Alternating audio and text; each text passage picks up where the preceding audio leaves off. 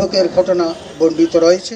এসো দেশ বদলাই পৃথিবী বদলাই এই প্রতিপাদ্যে নতুন বাংলাদেশ গড়ার লক্ষ্যে মঙ্গলবার ঢাকা বিশ্ববিদ্যালয়ের কেন্দ্রীয় খেলার মাঠে শুরু হয় 3 দিনব্যাপী তারুণ্যের উৎসব। দুপুরে এই উৎসবের উদ্বোধন করে যুব ও ক্রীড়া উপদেষ্টা আসিফ মাহমুদ সজল ভূঁইয়া। বলেন, জুলাই গণঅভ্যুত্থানে তরুণরা যেভাবে আত্মত্যাগ করেছে, দেশ পুনর্গঠনে তারা একইভাবে এগিয়ে আসবে। জুলাই গণঅভ্যুত্থানে তরুণরা যেভাবে আত্মত্যাগ করেছে দেশের জন্য,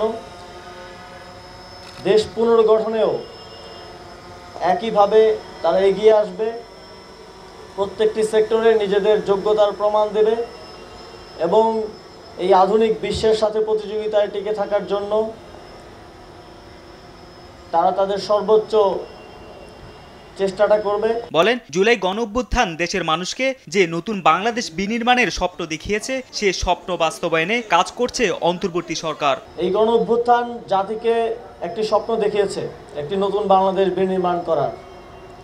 সেই স্বপ্ন বাস্তবায়নে অন্তর্বর্তীকালীন সরকার কাজ করছে। এ সময় বিগত ফেসিবাদের আমলে ধ্বংস হওয়া রাষ্ট্র কাঠামো সংস্কার কমিশনারগুলোর প্রস্তাবনা অনুযায়ী পুনর্গঠন করা হবে বলেও আশাবাদ ব্যক্ত করেন তিনি। বলেন, এর মাধ্যমে বাংলাদেশ ফেসিবাদী ব্যবস্থা থেকে মুক্তির পথে এগিয়ে যাবে। রাষ্ট্র কাঠামোর যেই অঙ্গগুলো বিগত ফ্যাসিবাদী সরকারের আমলে ধ্বংসপ্রাপ্ত হয়েছে, সেগুলোকে পুনর্গঠন করা হবে এবং এর মাধ্যমে আমরা বিশ্বাস করি বাংলাদেশ এই ফ্যাসিবাদী ব্যবস্থার থেকে মুক্তি পাওয়ার পথে অগ্রসর হবে। উৎসবে দিনব্যাপী চলে চিত্রাঙ্কন প্রতিযোগিতা, তরুণ উদ্যোক্তাদের স্টল পরিদর্শন, ক্লিন ক্যাম্পেইন ও বিতর্ক প্রতিযোগিতা। উৎসবের শেষ দিন বৃহস্পতিবার মঞ্চ মাতাবেন নগর বাউল জেমস।